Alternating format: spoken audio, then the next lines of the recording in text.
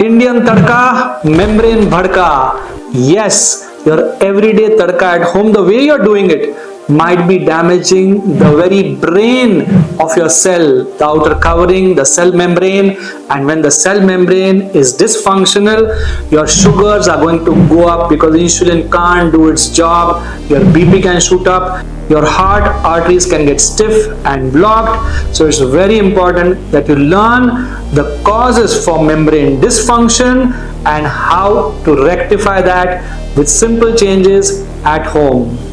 Indian Tadka, membrane bhadka, which means the outer covering of your cell membrane, which is the actual brain of the cell, gets damaged with regular Indian tadkas. So in this video, we are diving deep into different types of tadkas, oils and solutions so that the membranes remain intact.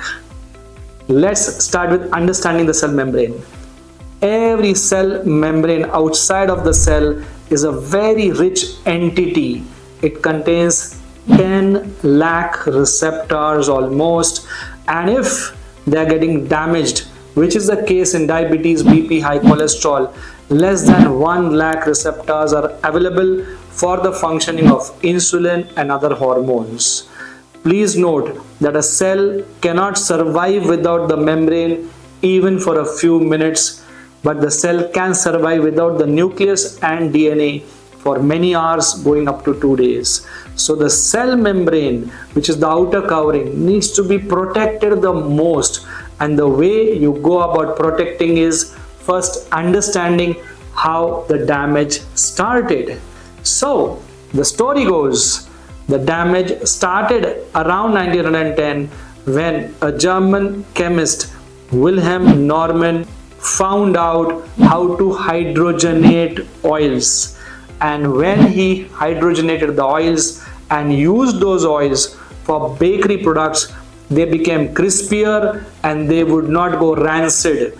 Bacteria could not attack those artificial bonds created in the trans fats of the hydrogenated oils. Between 1910 to 1950, the use of dalda or hydrogenated oils increased across the world. And by 1950, it became clear on experiments with rats that the arteries of the heart of these rats are getting damaged, the blood pressure is increasing, the kidneys are getting damaged. But as Gandhiji says, that first they will ignore you as if you don't exist, then they will laugh at you that this cannot happen, then they will fight with you to retain their turf, and in the end you will still win. So the long sentence short, they will first ignore you, then they will laugh at you, then they will fight with you, and then you will win. So regarding trans fats or hydrogenated oils, the story is the same. From 1950 to 1980, there was still laughter going on around it. From 1980 to 2010 almost, the fights began, and that's when in the end the big authorities and FDAs accepted the damaging impact of hydrogenated oils and started making it public to not use it. But we are not using hydrogenated oils in our family anymore. In India, dalda is a part of the past, but the way we are giving tadka is something that needs to be looked at, because the moment the smoking point of the oils is reached and it goes beyond it, that itself starts producing more trans fats.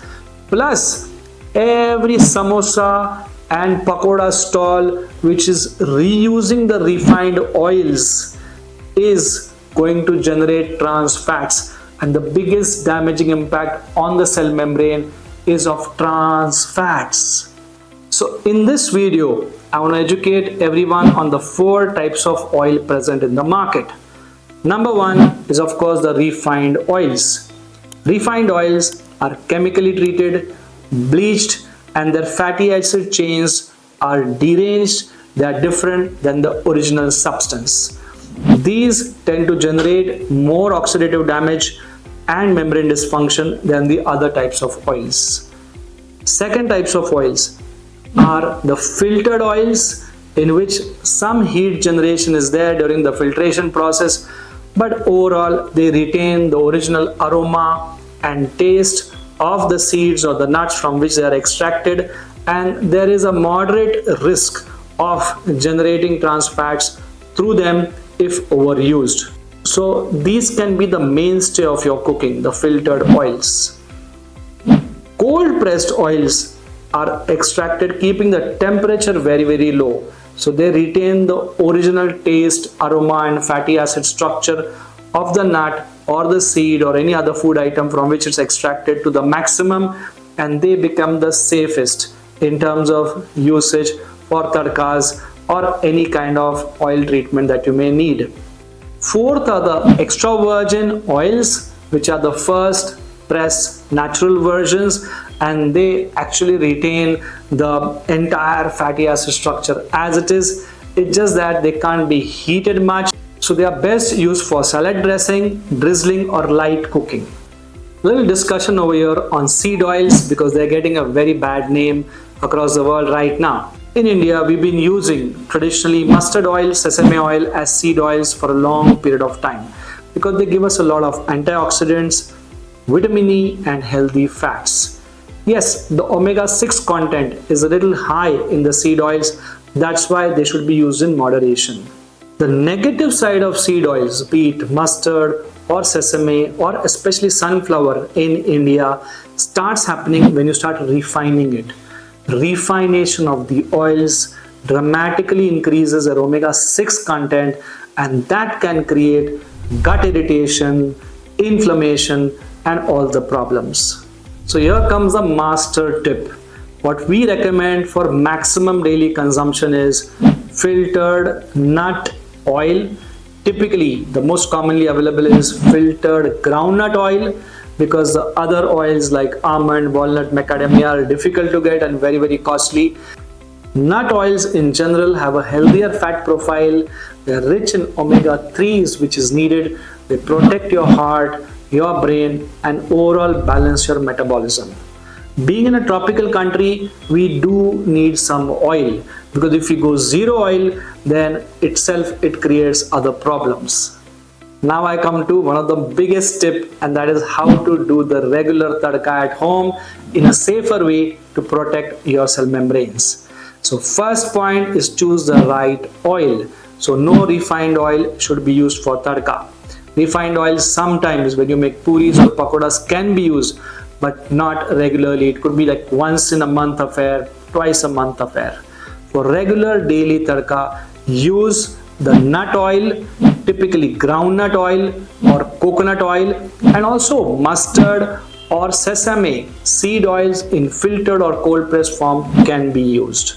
Second step, add less oil. 1, 2 or 3 teaspoon only to the tadka vessel. Monitor it carefully if your maid is adding it, and in fact it's good to ration the maids the amount of oil that needs to be added. Once it's added, the heat is turned on. Ideally tadka goes into 180 to 220 degrees centigrade. You try to keep it lower by pouring in the ingredients faster, be it cumin seeds, mustard seeds, chili, ginger, garlic. All the items you need to add into the tadka, add them early, much before the smoking starts, and do not wait for the smoking, because that is going to derange the fat. Much before the smoking happens, you stop the tadka, let it just simmer for 5, 10, 15 seconds. It doesn't have to simmer for a half a minute or 40 seconds. And once those flavors are retained into the tadka, you can transfer the tadka immediately into your sabzi, vegetable, dal, khichdi, dokla, wherever it is. Try and get the smoke out of your tadka, and that will really protect you from generating trans fats. So in summary, instead of the typical heart which is done by young people now, I would say protect the membranes, and the membranes will protect you. The membranes need to be fluid, flexible and not stiff because of trans fats generated with refined oils or reused oils. So get the right oil in place, avoid the smoking points, follow all the tips given and enjoy keeping your heart and your overall health great.